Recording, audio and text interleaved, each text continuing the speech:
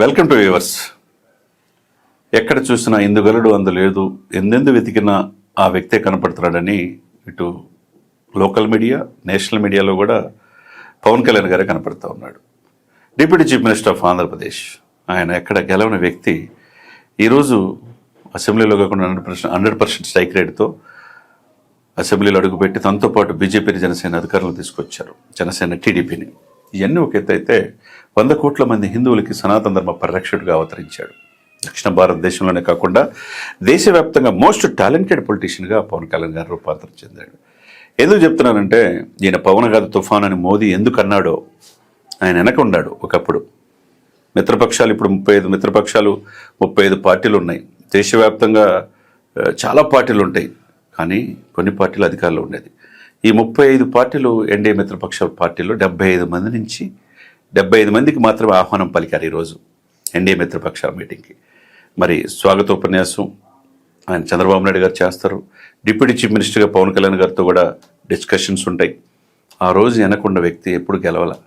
ఈరోజు right side Modi గారి పక్కన ఉన్నాడు కాబట్టి పవన్ గారు తుఫాన్ అని మోదీ గారు అన్నారు. మరి వాళ్ళకి తెలియక కొంతమంది తెలంగాణలో అడుగుపెట్టనివన్నారు. తెలంగాణలో ఆయన ఇంటికే మోదీ గారు వచ్చారంటే ఆయన శక్తి ఇంకా తెలియట్లా.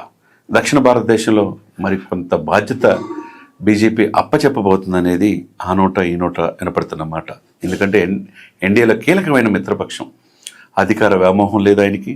ఏదో ముఖ్యమంత్రి ఎమ్మట అయిపోదాము, దేశ రాజకీయాలు శాసిద్దాము, ఏదో డబ్బులు సంపాదిద్దాము అనే యావ లేదు. ఆయన సినిమాల ద్వారా వచ్చిన డబ్బులతోనే ఆయన నడుస్తూ ఉన్నాడు. 100 కోట్ల మంది దాన ధర్మాలు చేసిన వ్యక్తి పవన్ కళ్యాణ్ అనే వ్యక్తి. దక్షిణ భారతదేశం నుంచి మోస్ట్ టాలెంటెడ్ పొలిటీషియన్గా, ట్రబుల్ షూటర్గా ఎన్డీఏ చూస్తూ ఉంది. అటు భవిష్యత్తులో బీజేపీ అటు తమిళనాడులో కావచ్చు, కర్ణాటకలో కావచ్చు, తెలంగాణలో కావచ్చు విస్తరించడానికి ఇప్పుడే నడుం బిగించారని అనుకోవాలా. కాబట్టి తెలంగాణలో కూడా పవన్ కళ్యాణ్ గారితో కలిసి ముందుకే అడిగేసే అవకాశం ఉంది.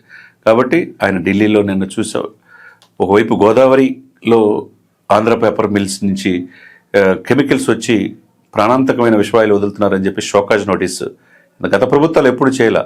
ఆంధ్ర పేపర్ మిల్స్ని షోకాజ్ నోటీస్ ఇచ్చారు. Rajahmundry municipal corporation show cause notice ఇచ్చి అధికారులకి సీరియస్ వార్నింగ్ ఇచ్చారు. గోదావరి పుష్కరాలు ఎక్కడ ఇబ్బంది లేకుండా జరగాలి అని చెప్పేసి. ఇంకోవైపు విశాఖపట్నంలో అగ్ని ప్రమాదం జరిగి 8 మంది చనిపోతే వాళ్ళను కూడా ఒక ధైర్యాన్ని ఇచ్చి మేము ఉన్నామనే భరోసా ఇచ్చి వెనువెంటనే ఢిల్లీ నిన్న సాయంత్రం వెళ్ళారు పవన్ కళ్యాణ్ గారు. కాబట్టి అటు చంద్రబాబు నాయుడు గారు, ఇటు పవన్ కళ్యాణ్ గారు ఇద్దరే అన్నట్టుగా పరిపాలిస్తున్నారు. లోకేష్ గారు కూడా అద్భుతమైన పరిపాలన అందిస్తున్నారు.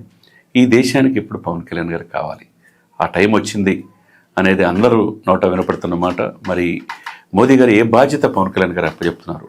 దక్షిణ భారతదేశంలో ఎన్డీఏ కన్వీనరా, కో కన్వీనరా, బీజేపీ మిత్రపక్షాలతో పాటు ఉత్తరాంధ్రలో వాళ్ళ యొక్క అనుకున్నది సాకారం చేసుకున్నారు. ఇప్పుడు 17 రాష్ట్రాల్లో సొంతగా పార్టీ ఉంది.